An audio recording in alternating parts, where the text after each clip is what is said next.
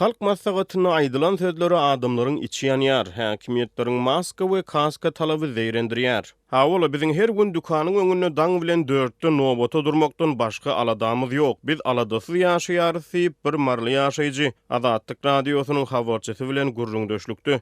Kinaye bilen içini döktü. Ol goloyda geçirilen halk maslahatyna resmiýleriň ýurt içine bagtyarlygyň we berkararlygyň höküm sürýänligi barada aýdan sözlerini tesbirledi. Azatlyk radiosynyň marly habarçysy halk maslahatynyň adamlarda galdyran täsiri barada hemde ýurtda dowam edýän koronavirus çäklendirmeleri hakynda bir näçe ýerli ýaşaýjy bilen söhbetdeş boldy. Soňky geçen halk maslahatyna aýdylan sözler adamlaryň bir tarapdan gaharyny getirýär, beýleki tarapdan gülküsini tutturýar diýip ýyl içinde adamlaryň soňky syýasy waka baradaky pikir garaýşlaryny öwrünen habarçy aýtdy. Prezident öz aýdan sözlerini özü bir ynanýarmyka diýip bir marly Azatlygyň habarçysyndan sorady. Eýsem prezident näme diýdi? 25 sentýabrda video aragatnaşyk arkaly geçirilen halk maslahatynyň mejlisinde Türkmenistanyň prezidenti Gurbanuly Berdimuhammedow Türkmenistanyň raýatlaryň ýaşaýyş durmuş şertleriniň dünýä ölçeglerine gabat gelýändigini aýtdy. Amala aşyran işlerimiziň netijesinde raýatlarymyz dünýä ölçegine laýyk gelýän ýaşaýyş durmuş şertleri bilen üpçün edildi diýip prezident mejlise gatnaşjylara ýüzlendi. Daň bilen dukanlar açylýança bir towuk bu dünýäde 2 sany çörek satyn almak üçin nowbata durýarys. Biz bolylyn durmuşda ýaşaýarys diýip marly ýaşaýjy bu sözleri tesbirledi. Ol ýurtda döwlet dukanlaryna azyk haryt gytçylygyna salgylandy. Döwrüň talaplaryna laýyklykda bank hyzmatlary hem ösýär, hasaplaşyklaryň tiýilligini serişdeleriň dolanşygyny çaltlandyrmak maksady bilen bank ulgamyna elektron tölegler ulgamynyň gerimi giňelýär diýip prezident aýtdy. Hawy elimiz uzadan yerimize ýetýär, ýöne öz aýlyk haklarymyzy alyp bilmeýär diýip beýlik bir ýaşaýjy ýurtda pul nagatlaşdyrmakdaky kynçylyklara salgylandy. Berkarar döwletimiz güllä ösüşüň bagtyar durmuşyň döredüjülükli zähmetiň gaýnap joşýan mekanyna, insan arzuwlarynyň hasyl bolýan ýurduny öwrüldi diýip prezident aýtdy. Çağalarymyzyň günnüki ýejek çöregi gaýgy diýip habarçynyň bir söhbetdeş aýtdy. Doktor aşdan habarlary ýok diýip ýene bir raýat nägililik beýan etdi. Halk maslahatynyň esasy gün tertibini täze konstitusiýon öýtgetmeler düzdü. Mejlisiň dowamyny oňa ýygnananlar Türkmen parlamentini iki ulgamy geçirmek baradaky täze konstitusiýon özgörtmeleri bir agızdan makullady. Habarçy bilen gurrundaş bolan ýaşaýjylar ýurtda dowam edýän koronavirus çäklendirmelerini häkimetleriň erkedişinden şikayet etdi. Onuň gurrundaşlary şu günler polisiýa işgärleriniň manysyz jerimelerinden olaryň virus bahanasy bilen adamlardan pul çöplemeginden nägili bolýanlyklaryny aýtdylar. Türkmen häkimetleri koronavirus pandemiýasynyň fonuny köpçülik çärelerini çäklendirmegi ýeridi. Çäklendirmeleriň möhleti 15-nji oktýabra çenli uzulduldy. Habarçy bilen söhbetdeş bolan ýaşaýjylar çäklendirmelere garamazdan özleriniň toý çärelerini geçirmek üçin polisiýa işgärlerini we toý dawarasy geçirilýän restoranlaryň eýelerini para bermäge mejbur bolýanlyklaryny aýdýarlar. Şol bir wagtyň özünde habarçynyň maglumatlaryna görä polisiýa işgärleri şäher ýerlerine ýörüýte awtobuslarda aýlanyp maskasyz adamlara we kaskasyz velosiped sürüjilerine jerime salýarlar.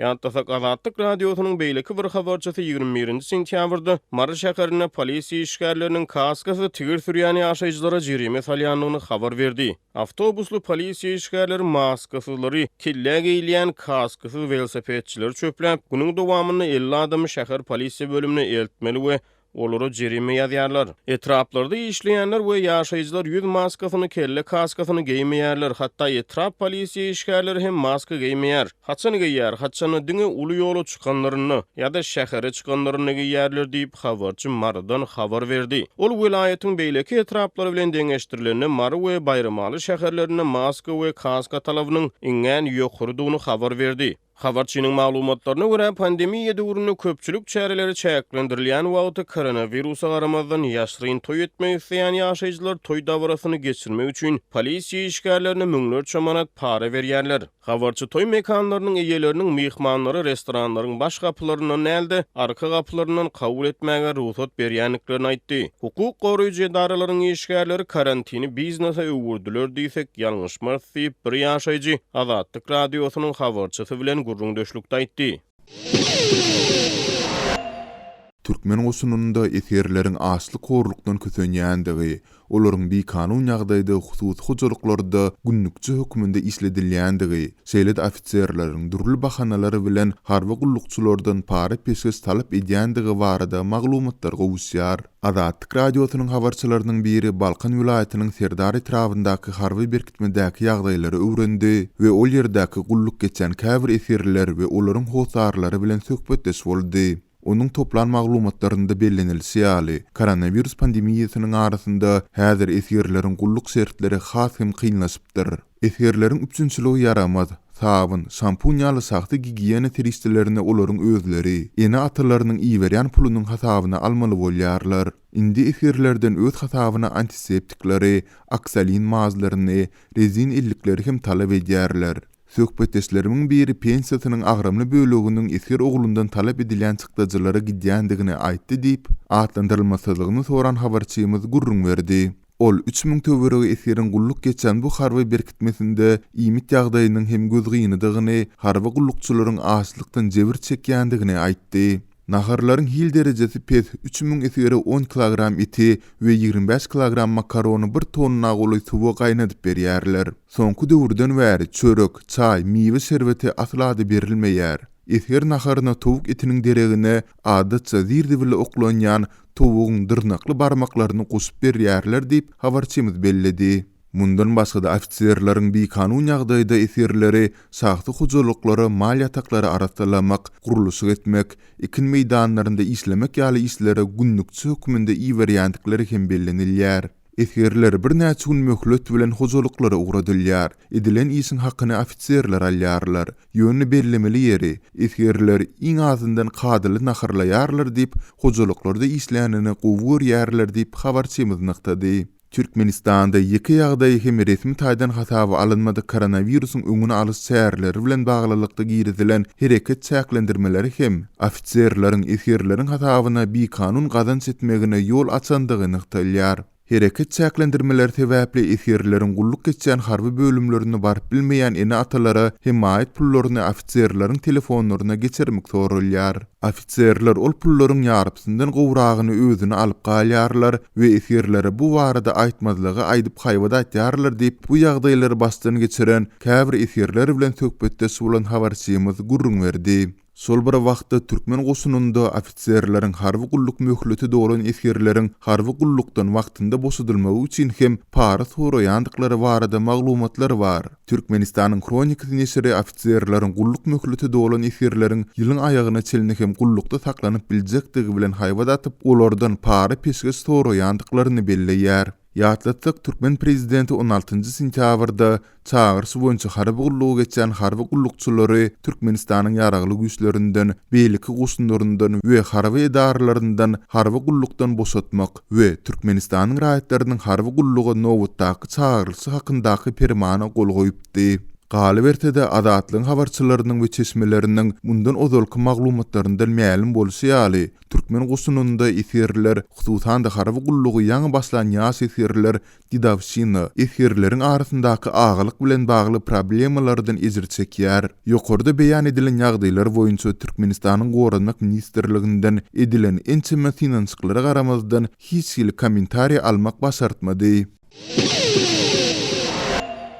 Aşgabat şäherinde sürüjülük şahadatnamalarynyň ýygyny berilmegini talap edip, dürli döwlet edaralaryna arda ýazan aýalgylar etrap polisiýa müdürlüklerine çağırylýar. Olardan indi döwlet edaralaryna barmajakdyklary we ar şikaýet etmejekdikleri barada dilhaty ýazmak talap edilýär. Bu barada Azatlyk radiosynyň habarçysy Aşgabatdan habar berýär. Soň kepdelerde dürli bahanalar esasında sürüjülük şahadatnamasy elinden alynan ýa-da onuň möhleti uzaldylyp berilmeýän aýalgylaryň ençemesi dürli döwlet edaralaryna şol sanda çoğunludaky Aşgabat ýol gözegçilik müdürlügine arda ýazdy. Häzirki wagt şol aýallary ýaşaýan ýerine, pasportda hasaba duran ýerine göre etrap polisiýa müdürlükleriniň jenaýat derňew bölümlerine çağırýarlar we olardan dilhaty ýazmagy talap edýärler diýip gizlinlik şertinde söhbetdeş bolan habarçy 2 oktýabrda gurrun berdi. Dilhaty ýazmagy mejbur edilen aýal sürüjüleriň ençemesi bilen söhbetdeş bolan habarçynyň tasdiklamagyna göre olary ýörite resmi çaky arkalyk iwerilmän, ählisi telefon arkaly polisiýa müdürlüklerine çağırlypdyr.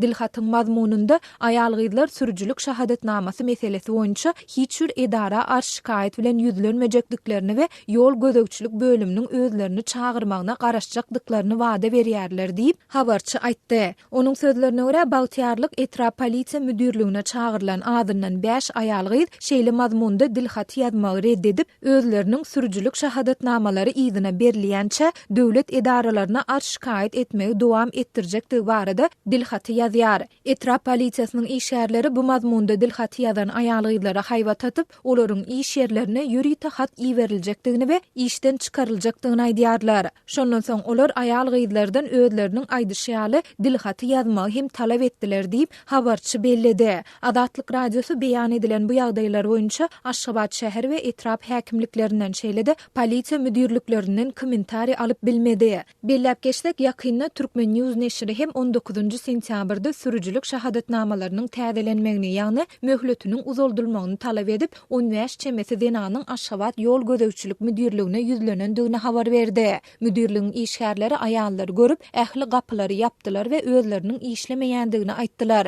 Netijede ne aýalgylar ne de erkekler resmi namalaryny tawşyryp bildi. Şondan soň wakanyň bolan ýerine gelen berkararlyk etrap polisiýa müdürlüğiniň jenaýat derňö bölüminiň iki işgäri aýallary öýlerine gitmese tutsaw etmek bilen haýbat atdy diýip neşir 21 sentýabrda çap eden maglumatynda ma'lum etdi. Neşiriň 22 sentýabrdaky habarynda bolsa sürüjülük şahadatnamalarynyň möhletiniň uzuldurmagyny talap edip İçeri işler ministri Mehmethan Çakyp bilen duşuşmaga synaşýan Aşgabatly aýalgylaryň polisiýa bölümlerine söhbetdeşlige çağırylýandygy habar berildi. Polisiýa işgärleri denanlardan ýol polisiýasyna gitmediligi we sürüjülük şahadatnamalarynyň täzelenmegini soramazlygy talap etdiler. Olara bary bir şahadatnamalaryň täzelenip berilmejekdigini aýtdylar. Şeýle-de olar denanlara häzir olar bilen gowluk bilen gürleşilýändigini, eger boyun egmeseler kynçylyk dörediljekdigini hem duýdurdylar diýilip habarda bellenilýär. Türkmenistanda dürli bahanalaryň esasynda aýalgylaryň sürüjülük şahadatnamalarynyň ellerinden alınmagy we soňra ýzyna berilmediligi, şeýle-de möhleti dolan sürüjülük şahadatnamalarynyň uzaldylyp berilmediligi bilen bagly kösünçlükler indi 2 ýyl çemesi wagt bäri dowam edýär.